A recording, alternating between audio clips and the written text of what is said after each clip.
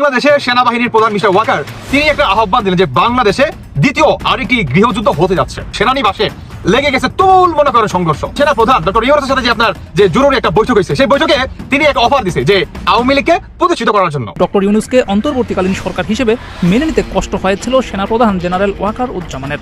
বুকে পাথর চাপা দিয়ে তিনি এই সিদ্ধান্ত নিয়েছিলেন। অবশেষে খসে পড়ল সেনাপ্রধান ওয়াকারুজ্জামানের মুখোশ। হাসিনার চাচাতো জামাই ওয়াকারুজ্জামান উঠে পড়ে লেগেছেন পতিত আওয়ামী লীগকে ফিরিয়ে আনতে। আওয়ামী লীগের ফিরে আসায় সমঝোতা করতে ছাত্র নেতাদের ওপর চাপ প্রয়োগ করছেন সেনাপ্রধান। এমনই অভিযোগ করেছেন জুলাই আন্দোলনের অন্যতম সংগঠক ও জাতীয় নাগরিক পার্টির দক্ষিণ অঞ্চলের মুখ্য সংগঠক হাসনাত আব্দুল্লাহ। আর এই তথ্য ফাঁস করায় হাসনাতকে দুনিয়া থেকে সরিয়ে দেওয়া হতে পারে বলে। সম্মানিত দর্শক মণ্ডলী, শত কল্পনা জল্পনার পর এবার মুখোশ খসে পড়েছে শেখ হাসিনার চাচাতো জামাই সেনাপ্রধান ওয়াকারুজ্জামানের। তিনি আওয়ামী লীগকে ফেরাতে ছাত্র সমন্বয়কদের সাথে সমঝোতায় বসেছিলেন, কিন্তু তারা রাজি না হয়ে উল্টো তার এই গোপন তথ্য জনগণের কাছে ফাঁস করে দিয়েছেন। ফলে ছাত্র সমন্বয়কদের জীবন এখন সংকটাপন্ন হয়ে পড়েছে। কি চলছে রাজনৈতিক অঙ্গনে, এ নিয়েই আজকের এই ভিডিওতে থাকছে চাঞ্চল্যকর বিস্তারিত কিছু প্রতিবেদন। তাই আজকের এই ভিডিওটি সব মিলিয়ে অত্যন্ত গুরুত্বপূর্ণ হতে যাচ্ছে। এক সেকেন্ড না টেনে ধৈর্য সহকারে পুরো ভিডিওটি দেখার জন্য আহ্বান করছি। আর একটি ছোট্ট রিকোয়েস্ট করছি, তা হলো যদি আপনি আমাদের এই চ্যানেলে নতুন দর্শক হয়ে থাকেন, অবশ্যই আমাদের এই চ্যানেলটি সাবস্ক্রাইব করে একটি লাইক দিয়ে পাশে থাকা বেল বাটনটি অন করে দিবেন। তাই আর কথা নয়, চলুন সরাসরি আমরা ভিডিওতে চলে যাই। আওয়ামী লীগকে ফিরিয়ে আনতে সমঝোতা করতে ছাত্র নেতাদের উপর চাপ প্রয়োগ করা হচ্ছে, এমন অভিযোগ করেছেন জুলাই আন্দোলনের অন্যতম সমন্বয়ক ও জাতীয় নাগরিক পার্টির দক্ষিণাঞ্চলের মুখ্য সংগঠক হাসনাত আব্দুল্লাহ।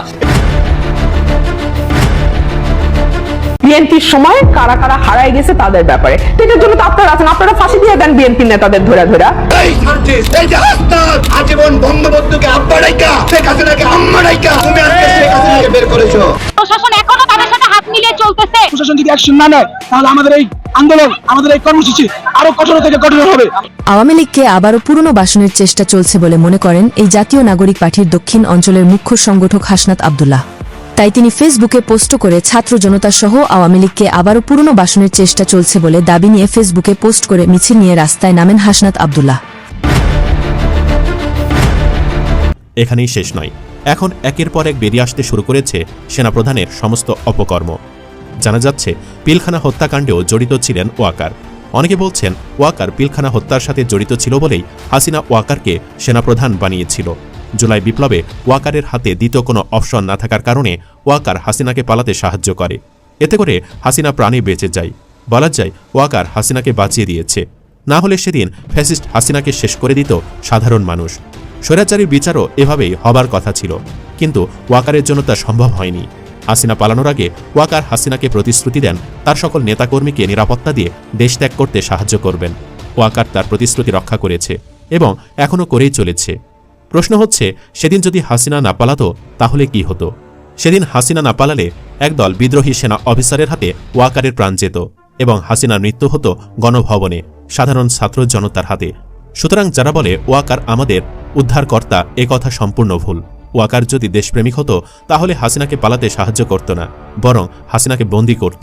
এখানে শেষ নয়, বহুল আলোচিত আয়নাঘরের বিষয়েও সবকিছু জানতেন ওয়াকার।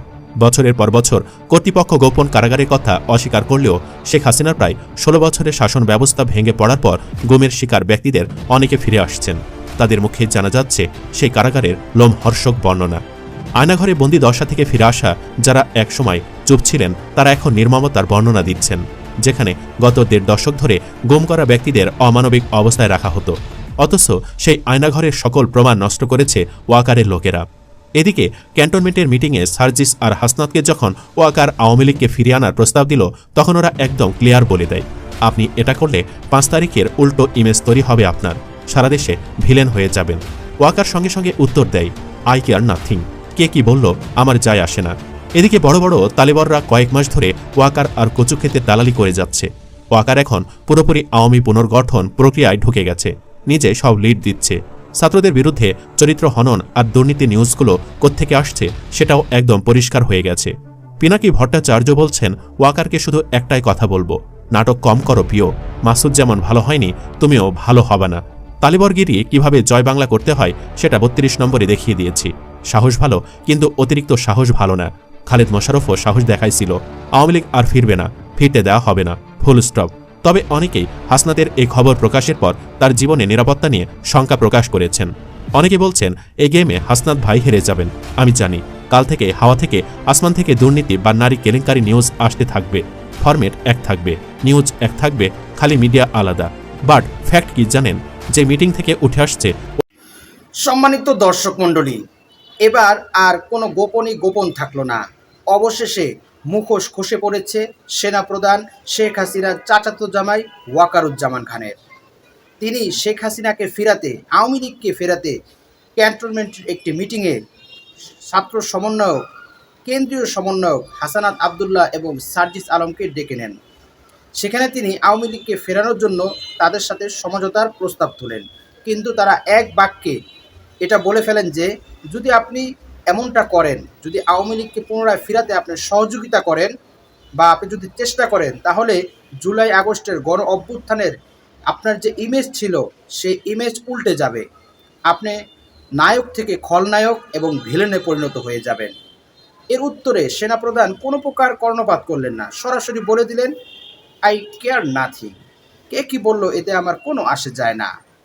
অর্থাৎ তিনি বোঝাতে চেয়েছেন তিনি রক্তে মাংসে মনে প্রাণে শেখ হাসিনার ফিরে আসাকে কামনা করছেন এবং জুলাই আগস্টের গণ অভ্যুত্থানে শেখ হাসিনা পালানোর পেছনে তিনি একমাত্র ওতপ্রোতভাবে জড়িত এবং তার হাত ছিল সর্বাগ্রে, এবং বুকে পাথর চাপা দিয়ে তিনি মূলত ইউনূস সরকারকে মেনে নিয়েছিলেন। তার ইচ্ছা ছিল না বা কোনো আগ্রহ ছিল না ইউনূস সরকারকে গ্রহণ করার। শেখ হাসিনাকে পালিয়ে যেতে এবং আওয়ামী লীগের ঊর্ধ্বতন কর্মকর্তাদেরকে নিরাপদে জীবিত রেখে দেশ ত্যাগে পালায়নের ক্ষেত্রে একমাত্র সহযোগিতা করেছিলেন এই সেনাপ্রধান ওয়াকারুজ্জামান। নতুবা যারা দেশে ছিল তখনও তারা সেনা আশ্রয়ে ছিল, আমরা জানতাম। তাহলে এখন তারা কোথায় গেল? মূলত এই সেনাপ্রধান ওয়াকারুজ্জামান পুরা 16টা বছর আওয়ামী লীগকে প্রোটোকল দিয়ে তারা তাদেরকে হেফাজত করে রেখেছে এবং আয়নাঘরে আর্মির যে সমস্ত ঊর্ধ্বতন কর্মকর্তা ছিলেন তাদের বিষয়েও এই সেনাপ্রধান জানতেন। এখানেই শেষ নয়, পিলখানা হত্যাকাণ্ডের সাথেও এই ওয়াকারুজ্জামানের নাম এখন উঠে আসছে। থলের বেড়াল আস্তে আস্তে বের হতে শুরু হয়েছে। এর অশনি সংকেত আমাদের অনলাইন কন্টেন্ট ক্রিয়েটর, যিনি একজন বিশিষ্ট রাজনীতিবিদ বটে, সেই পিনাকি ভট্টাচার্য, তিনি জুলাই আগস্টের গণ অভ্যুত্থানের পরপরই তিনি এই ওয়াকারুজ্জামানের মুখোশ জনসম্মুখে তুলে ধরেছিলেন। তখন তারা কেউই পিনাকি ভট্টাচার্যের কথাকে আমলে না নিয়ে বরং ওয়াকারুজ্জামানকে নায়ক বলেই বিবেচিত করেছিল। কিন্তু এখন এই অনলাইন অ্যাক্টিভিটিস এবং বিশিষ্ট রাজনীতিবিদের কথা মানুষ হাড়ে হাড়ে টের পাচ্ছে। সম্মানিত দর্শক মণ্ডলী, সেনাপ্রধানের এমন চিন্তাভাবনা ও কর্মকাণ্ডের বিষয়ে আপনার কি মতামত? অবশ্যই আপনার সে মূল্যবান মতটি আমাদের কমেন্টস বক্সে জানাবেন। আর আজকের এই ভিডিওটি যদি আপনার ভালো লেগে থাকে অবশ্যই ভিডিওটি একটি লাইক দিয়ে শেয়ার করে দেবেন। আজ এই পর্যন্তই, সকলেই ভালো থাকবেন, সুস্থ থাকবেন, নিরাপদ থাকবেন এই আশা ব্যক্ত করে আজকের ভিডিও এখানেই শেষ করছি। আমিন ওয়া আখিরু দাওয়ানা আলহামদুলিল্লাহি রাব্বিল আলামিন। আসসালামু আলাইকুম ওয়া রাহমাতুল্লাহি ওয়া বারাকাতুহু।